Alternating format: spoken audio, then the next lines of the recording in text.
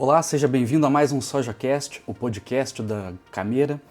Estamos aqui hoje para falar sobre uma cultura que vem ganhando espaço no inverno gaúcho e que tem uma grande projeção para essa safra, que é a cultura da canola. E para isso, para entender esse ecossistema, desde a escolha da semente até o produto final, que vira energia, recebemos 3 colegas do Grupo Cameira. Dr. Evandro Dick, que é gerente técnico do varejo, Júnior Rosa de Almeida, diretor de commodities, e o Gabriel Greck, que é trader de biodiesel, glicerina e óleos vegetais. Sejam todos bem-vindos ao SojaCast hoje para falar de canola.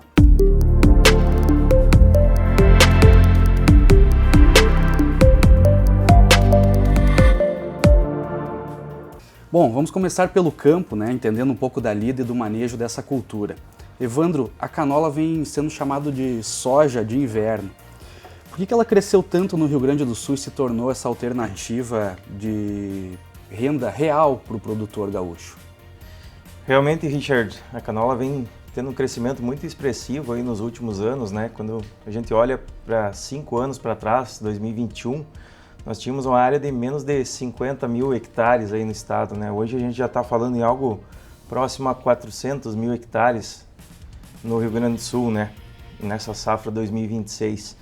E um dos principais fatores que a gente atribui é a questão da rentabilidade, né, que ela vem trazendo para dentro da propriedade, né? Então, por muitos anos, o produtor vinha cultivando trigo e buscando alternativas para não ficar na dependência total dessa cultura, né, que a gente sabe que tem suas limitações em termos de qualidade de grão, principalmente dificuldades na comercialização, né? E a canola ela vem ocupando muito bem esse espaço, né? Então, uma cultura que tem seu mercado pronto, uma cultura que está relacionada à produção de óleo, direcionada aí a biocombustíveis, e além disso ela traz diversos benefícios aí para o sistema de produção, né? Quando a gente olha a rotação de culturas, os benefícios que ela pode trazer para as demais culturas da propriedade, né? Como a soja, o milho, o próprio trigo.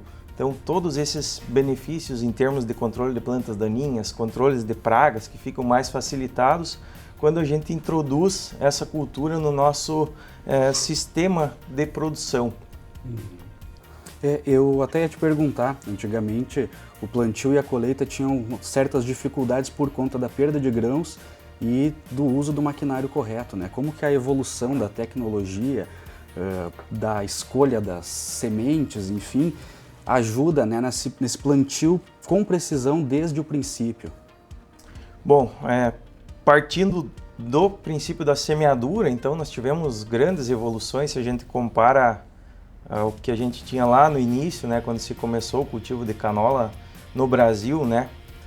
A semente ela era muitas vezes misturada propriamente com fertilizantes, né, porque não se tinha mecanismos definidos para conseguir depositar a semente de forma correta, né? Então uma semente bastante pequena quando a gente compara ela com outras culturas, né? Como uma soja, um milho, por exemplo.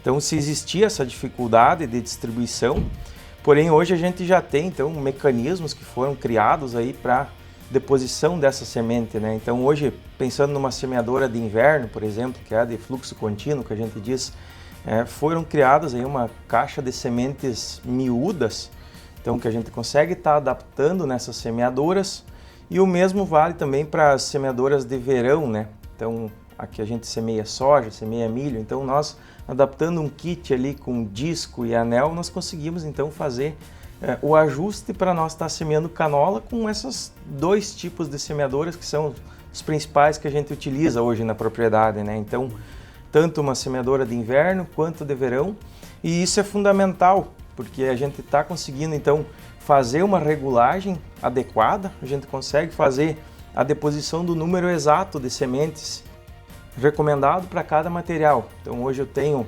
determinado híbrido que eu preciso colocar lá 50 sementes por metro quadrado. Com esses sistemas que a gente tem hoje, a gente consegue fazer essa deposição de sementes e, consequentemente, buscar aquela população de plantas onde cada híbrido de canola, por exemplo, vai estar conseguindo expressar o máximo potencial produtivo, né? E isso tudo, claro, associado aí a boas práticas, né? Cuidados aí, o capricho na hora de realizar a semeadura, né? Cuidados com velocidade de semeadura, e também uma regulagem adequada em questão de profundidade, atenção à questão de umidade do solo, então buscar condições que permitam que eu consiga realizar uma semeadura adequada, né? E pensando na linha daí de colheita, né, Richard, também nós tivemos uma grande evolução nos materiais genéticos, né? Na questão dos híbridos de canola, quando a gente pensa anos atrás, nós tínhamos híbridos que tinham o que a gente chama de debulha natural, né? Então eles chegava no ponto da maturação fisiológica e começava a questão de debulha, porque quando a gente olha o ciclo da cultura da canola, ela tem um período de floração bastante extenso, né? Então hoje, nós avaliando o período de floração, ele pode passar até de 30 dias, se estende até 45 dias em alguns híbridos. Então a gente tem essa desuniformidade na mesma planta. Então isso ocasionava essa questão da debulha natural. Porém hoje a gente tem híbridos que foram melhorados nesses quesitos, né? Que eles tiveram uma grande redução então nessa debulha natural, e hoje a gente consegue chegar no momento da maturação fisiológica sem ter essa debulha. E além disso a gente tem a possibilidade também de fazer uma dessecação pré-colheita, então, e nessa dessecação a gente pode estar fazendo uso do que a gente chama de adhesionantes, que seriam produtos à base de látex, no caso, a popular cola que a gente chama, né? Então são produtos que vão atuar de que forma? Eles vão atuar como um selador de sílicas, que a gente chama. Então eles ajudam a evitar essa abertura natural, essa debulha natural aí das sílicas da canola e consequentemente reduzindo aí as perdas no caso, né? Também a questão da colheita, né? Aí sim nós tivemos também avanços em termos de conhecimento técnico na regulagem das colhedoras, então toda essa soma de fatores aí contribuiu muito aí para estar trazendo essa segurança para o produtor desde o plantio até a colheita da canola aí. Evandro, você comentou antes sobre os benefícios que a canola deixa para as próximas culturas, como a própria soja, né? Consegue comentar um pouco sobre isso, falar um pouquinho mais sobre o que seriam esses benefícios que a canola deixa para o solo? Bom, quando a gente introduz a canola no sistema, nós estamos falando de uma cultura que é de um gênero diferente do que nós estamos acostumados a semear. Por exemplo, nós estamos plantando soja, que é uma leguminosa, estamos plantando trigo, que é uma gramínea, e a canola ela é uma brassicácea. Então é uma família, um gênero diferente, e consequentemente ela não é hospedeira dos mesmos fungos, dos mesmos patógenos que atacam uma cultura do trigo, por exemplo. E isso faz o quê? Então eu não tendo o cultivo da cultura do trigo por um período, um ano, eu vou ter aí um período de aproximadamente 18 meses sem ter essa cultura no sistema. Então a gente consegue fazer o que chamamos de quebra do ciclo de doenças. Então aquele fungo que está lá na palhada do solo, ele não vai ser multiplicado por esse período. Consequentemente, no ano seguinte, quando eu voltar com a cultura do trigo no sistema, ou um cereal de inverno, uma aveia, por exemplo, um centeio, eu não vou ter aquela alta pressão de patógenos logo na fase inicial e, consequentemente, isso vai me trazer uma redução do custo de produção. Por exemplo, posso ter uma redução no investimento com fungicidas, por exemplo, né? Um outro grande benefício seria a questão do controle de plantas daninhas. A canola, ela me permite que eu faça o uso de graminicidas no período de inverno. Então, posso estar utilizando, por exemplo, moléculas que eu não conseguiria utilizar dentro de uma cultura do trigo, por exemplo. Então, consigo estar controlando dentro do período de inverno uma das principais plantas daninhas, que é o azevém, no caso, né? Então, eu consigo fazer uma redução do banco de sementes dessa planta daninha, que é a principal, no caso, né, do período de inverno. E aí no ano seguinte também, quando eu voltar com uma cultura do trigo, por exemplo, ou pensando numa cultura do milho no ano seguinte, eu vou ter menos pressão dessa planta daninha e vou ter menos custo também com o desembolso com herbicidas, no caso, né, para fazer controle dessas plantas daninhas. E além disso, pensando na questão de extração, exportação de nutrientes dessa cultura, ela é uma grande recicladora de nutrientes, a gente diz, né?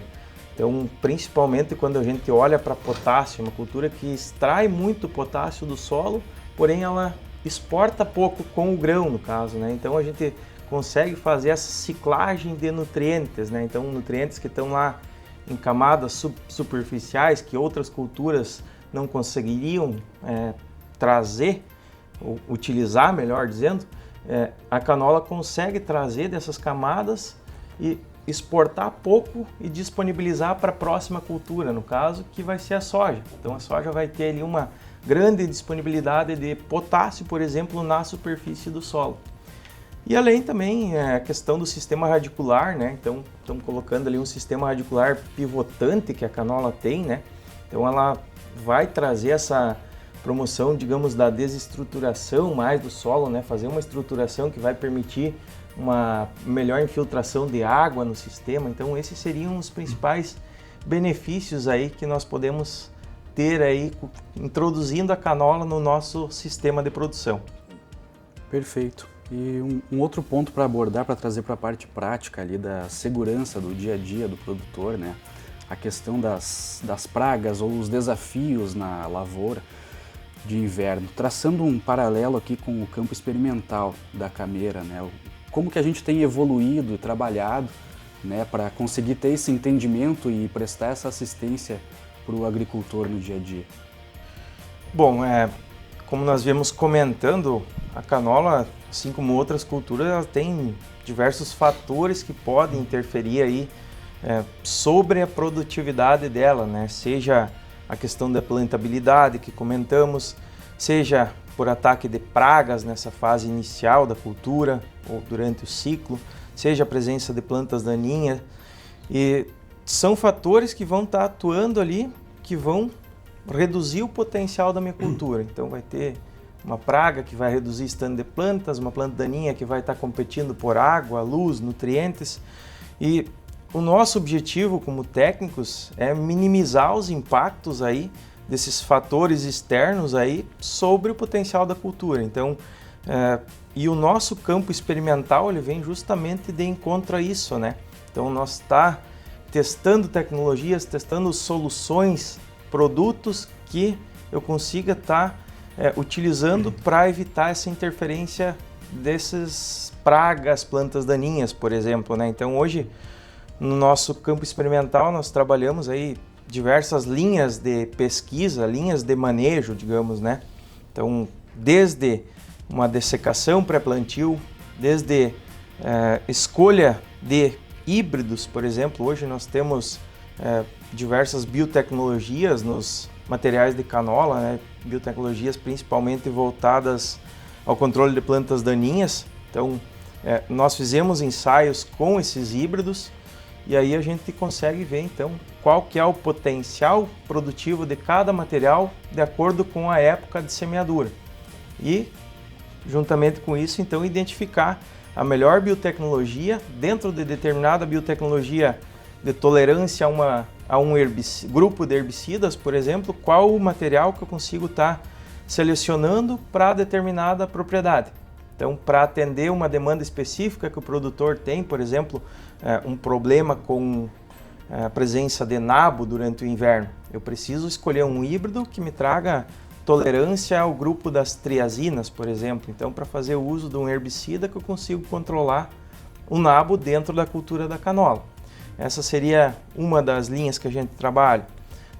Posicionamento dos herbicidas também, pensando no controle da azevém. Qual o momento da cultura que eu vou estar aplicando, né? Então, tudo isso a gente tem buscado testar, né? Então, testando diferentes moléculas, testando diferentes momentos de aplicação e também a questão da nutrição de plantas, né? Hoje a canola ela é uma cultura que tem alguns nutrientes específicos aí que são muito importantes, principalmente a gente olha para nitrogênio e enxofre, né? Então, dois macronutrientes aí que são muito importantes e que nós testamos já momentos de aplicação desse nutriente, doses de aplicação, e isso nos dá um embasamento técnico aí então para estar posicionando o melhor manejo para o produtor, né? Então a gente faz um compilado aí dessas informações, gera resultados, né?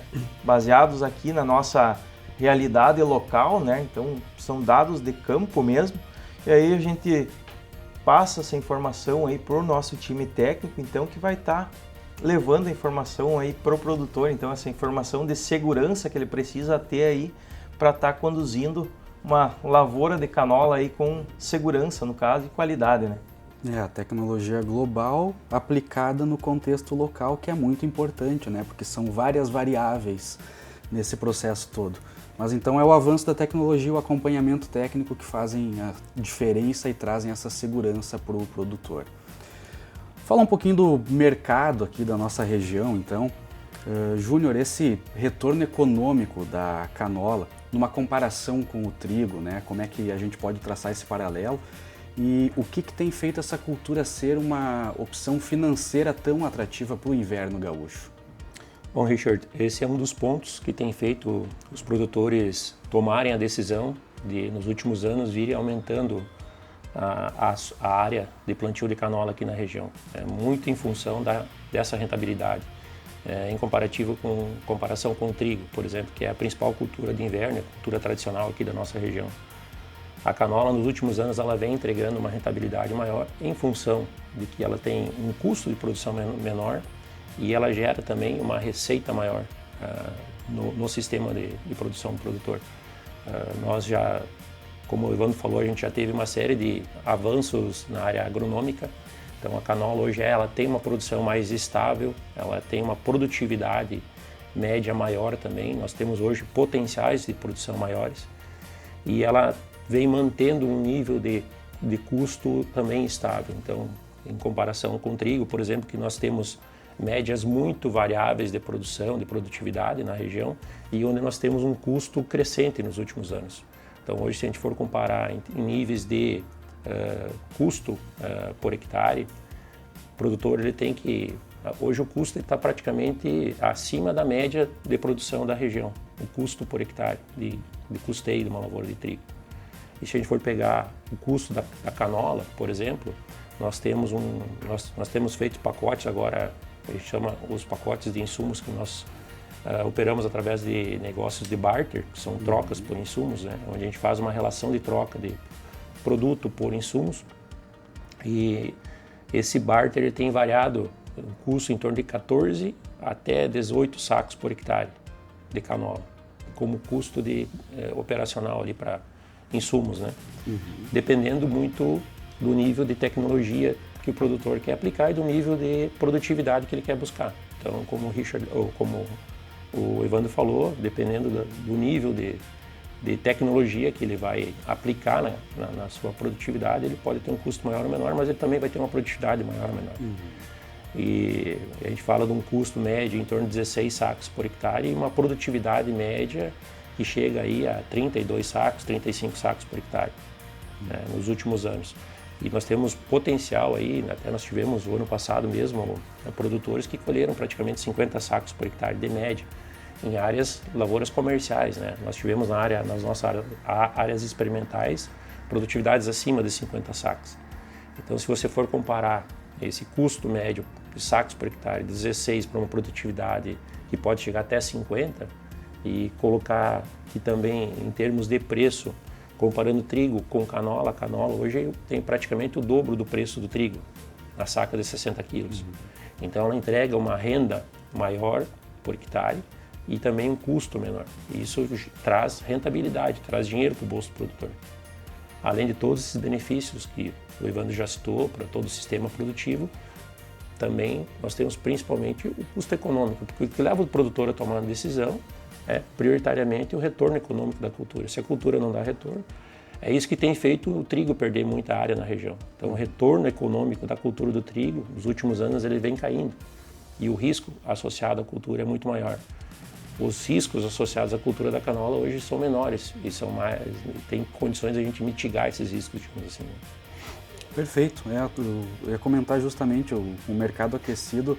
Tu comentou ali sobre o barter, né? O produtor consegue travar os custos também antes de plantar, né? Essas ferramentas de mercado e modelo de negócio dão essa segurança para ter a rentabilidade, né? Com certeza, Richard, num cenário que nós temos hoje, que o produtor está tendo dificuldade de acessar linhas de crédito, está tendo dificuldade de fazer o custeio da sua lavoura, a canola é uma cultura que, pela demanda crescente, ela gera toda uma liquidez para o mercado. E ela traz a oportunidade também para o produtor buscar junto às empresas parceiras. Aqui a Cameira, nós trabalhamos nessa linha. O barter ele funciona como um financiamento da cultura, como uma trava de custo da produção e também, principalmente, eu diria que a principal função do barter é o produtor ter um acompanhamento da nossa área técnica, ter um acompanhamento no que diz respeito à tecnologia, no que diz respeito à escolha dos melhores híbridos, dos melhores manejos. Então, quando a gente faz um barter, na verdade, a gente não está falando só em preço, a gente não está falando só em financiamento, só em custeio, ou só na questão de travar o custo da produção. A gente está falando num negócio que engloba todo o sistema de produção da canola. Quando a gente trava uma operação de barter com o produtor, nós estamos nos comprometendo com o resultado daquela lavoura também. Então nós temos todo o acompanhamento técnico e a gente faz desde o pré-plantio até a colheita, esse acompanhamento. Então o produtor também tem além de toda essa garantia de ele estar travando custo, que é um hedge que ele está fazendo praticamente a custo zero, travando aquele custo de produção dele, está garantindo ali um potencial de margem, porque ele já sabe quanto que vai ser o custo da lavoura, então ele sabe que o que ele colher a mais vai sobrar no bolso dele. Ele está garantindo que ele vai ter toda uma assistência técnica, toda uma expertise por trás. É importante citar que nós temos muitos produtores, como a cultura vem crescendo muito na nossa região, temos muitos produtores que estão plantando pela primeira vez, pela segunda vez, que ainda estão criando, estão nessa linha de aprendizado da cultura. E é importante esse produtor que vai tomar a decisão para fazer o primeiro plantio, fazer o segundo plantio, dele ter esse acompanhamento técnico, né? Nós já temos muitos produtores que já perpassaram essa linha de aprendizado e já conseguem fazer, já entendem todo o manejo da cultura, que estão há 15, 20 anos plantando canola. Mas quando a gente fala de fazer um barter e ter esse acompanhamento para o produtor que está iniciando na cultura, é muito importante porque ele vai ter uma garantia, uma segurança maior no que diz respeito ao manejo da cultura e vai estar garantindo uma rentabilidade para ele. Além de toda a questão da rentabilidade, a qualidade no final, né? Então, falando sobre qualidade e trazendo destaque, né, na canola, a gente tem o projeto Aliança Canola em São Luís Gonzaga, que é uma parceria entre o Grupo Cameira e a Selena Alimentos. Qual o impacto dessa estrutura exclusiva, né, e disruptiva, podemos dizer também, para recebimento, né, e processamento da cultura da canola? É justamente um dos entraves que nós tínhamos até então para a cultura, para o crescimento da cultura da canola aqui na região, era justamente o destino dessa produção. Para onde que essa produção seria destinada? Porque nós tínhamos uma capacidade industrial relativamente pequena aqui no estado do Rio Grande do Sul. Então nós tínhamos uma produção de canola que vinha numa crescente, acabando gerando excedentes de produção de grãos. Esses excedentes tinham que ser exportados. E quando você vai para o mercado de exportação, quando você vai para o mercado de grãos in natura, sem agregação de valor, você tem também uma questão de liquidez, uma questão de precificação diferenciada, no sentido que você vai competir no mercado internacional com grandes players de produção de canola, como a Europa é um grande produtor, Canadá, enfim, onde você tem níveis de preço mais competitivos, ou seja, preços menores na exportação. Enquanto que quando você vai agregar valor na industrialização aqui, quando você tem uma crescente demanda por biocombustíveis, depois o Gabriel vai falar melhor aqui, para combustível biodiesel, combustível de aviação, enfim, existe toda uma demanda interna que gera uma atratividade para a indústria, que vai agregar valor, que vai gerar, digamos, divisas, né, impostos aqui dentro do país, tal, e que vai gerar uma demanda maior e vai aquecer o mercado interno, gerando um diferencial de preço também no mercado interno. Então nós tínhamos esses excedentes de produção que acabavam sendo exportados e vinham segurando também o preço da canola num nível mais baixo, digamos assim. E vendo essa crescente demanda pelo óleo, pelos produtos, o próprio farelo de canola também crescendo a demanda, nós, junto com a Selena, então, olhando para o futuro desse mercado, que é um futuro crescente, a gente fala hoje em quase 400 mil hectares, mas a gente pode chegar a 1 milhão de hectares aqui no Rio Grande do Sul. Então, olhando para esse futuro, nós retomamos uma parceria de mais de 25 anos que nós temos com a Selena, que tem uma expertise muito grande no mercado de canola, né? Toda a questão de comercialização do óleo, do farelo, enfim. Nós retomamos em 2024 essa parceria com a Selena e formatamos o que nós chamamos de Aliança Canola. É a fusão, a aliança estratégica, né, dessas duas empresas, um acordo estratégico, um acordo de negócio estratégico, onde nós buscamos as nossas sinergias, né? Nós com a expertise de industrialização, Cameira, a Selena com toda a expertise de mercado, canola, do óleo, do farelo. E aí nós, em 2024, firmamos alguns objetivos estratégicos. Entre eles estava, principal, a construção, né, ou a criação de uma indústria que fosse voltada especificamente para a cultura da canola. Por que especificamente para a cultura da canola?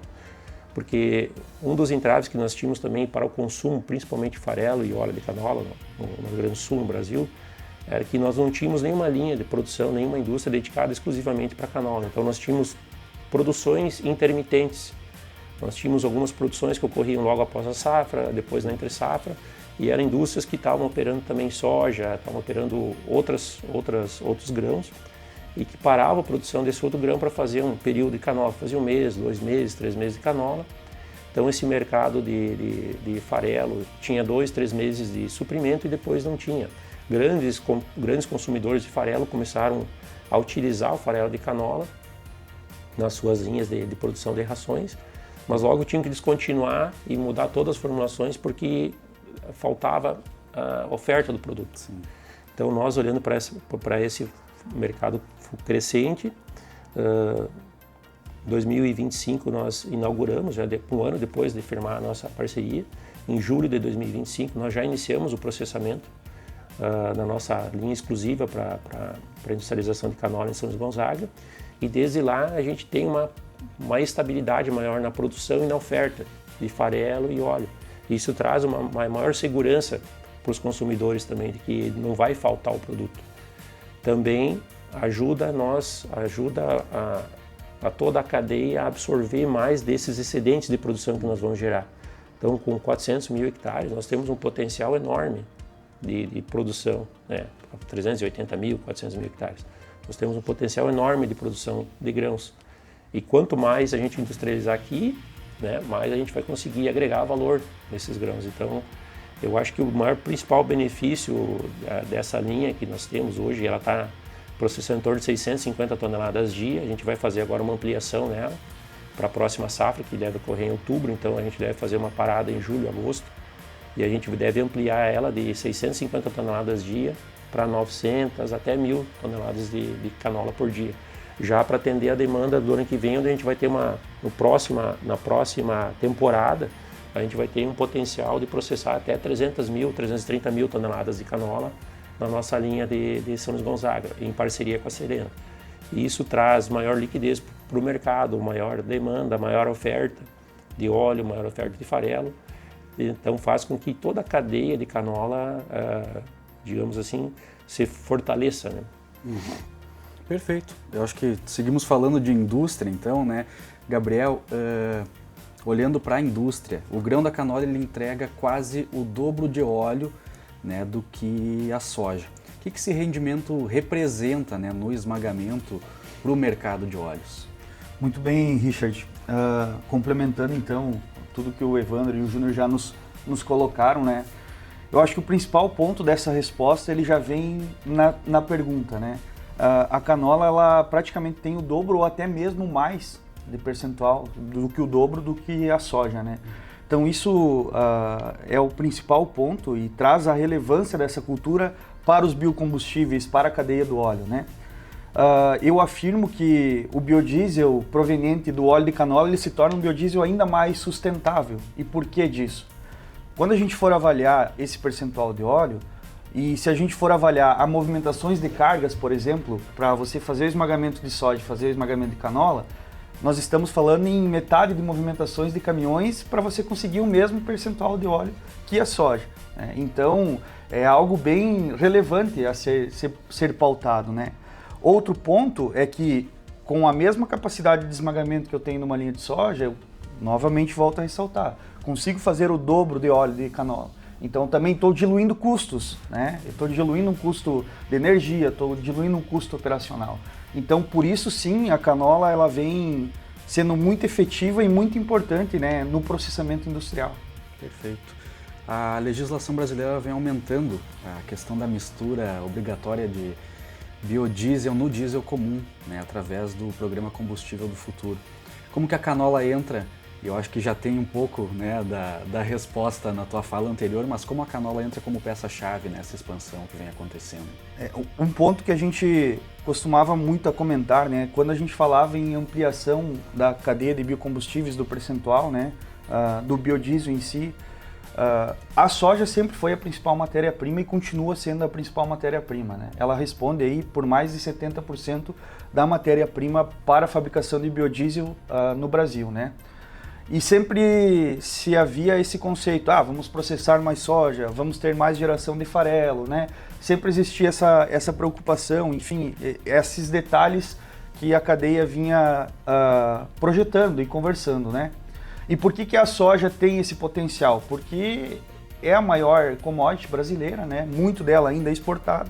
Então ela ocupa esse principal mercado, né? Frente ao biodiesel. Mas quando a gente traz para a canola, então, nós voltamos a ressaltar, eu estou gerando mais óleo e menos farelo, né? Então esse é um dos pontos importantes.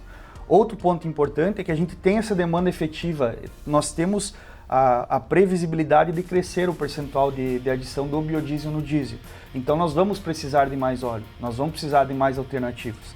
A canola ela não vai competir com a soja, né, Evandro, na lavoura. Ela é uma cultura de inverno, então ela vem nesse ponto muito positivo também. Se a gente for analisar os dados da ANP, por exemplo, no ano passado, em 2025, no mesmo período de janeiro a abril, foram consumidos apenas 4 mil toneladas de óleo de canola para a produção de biodiesel. Nesse ano a gente já consumiu 20 mil toneladas de óleo de canola para a produção de biodiesel, no mesmo período. 500% a mais, né? O ano todo, o ano passado, 2025, foram 14 mil toneladas. Então a gente já superou todo o ano passado no consumo de óleo de canola para a produção de biocombustíveis, né? E essa tendência com certeza é crescer, visto o crescimento de área, visto o crescimento da demanda por óleo, com certeza a gente vai ver a canola ainda tomando maiores rumos aí nesse futuro próximo. Além do biodiesel, nós temos o SAF também, né, que é o combustível para aviação que vai demandar no futuro próximo, principalmente o óleo de brássicas, né, como a canola, a carinata. Eu ia trazer justamente porque tu comentou antes, né, que além do biodiesel, que já é essa realidade, então tem a produção do combustível sustentável para a aviação, né? E acho que tu já comentou, ia perguntar, mas esse horizonte, né, futuro promete um crescimento grande para a cultura da canola e a gente tem esse comparativo já do ano passado para cá, né? Então não é uma realidade que a gente espera que cresça, não, do ano passado para cá já tem uns 500% de aumento, né, e de crescimento. Bom, acredito que como um todo, né, a gente falou desde o planejamento, né, esse acompanhamento técnico, passando por mercado como está e a indústria, né, e a importância e o crescimento da canola. E é importante que aqui a gente consegue acompanhar, né, o Grupo Cameira consegue estar presente do início ao fim, né, de todo esse processo. Quero agradecer a presença de vocês no nosso SojaCast hoje, falando sobre canola, né. A gente tem que enaltecer as diferentes culturas, né? Somos o SojaCast porque, como tu disse, né, a soja ela está lá em primeiro no pódio, mas a canola ela vem crescendo muito e vem ocupando esse espaço que não é um espaço que vai tirar da soja, e sim é o período aqui do inverno principalmente que a gente abordou aqui, que ela vem se tornando uma opção muito rentável tanto para o produtor quanto importante para a indústria, né? Então, obrigado pela participação, Júnior, Gabriel, Evandro, né? Esse foi o nosso SojaCast sobre a cultura da canola. Continue nos acompanhando nas redes sociais também, na TV Cameira, que está presente nas nossas unidades, e até a próxima.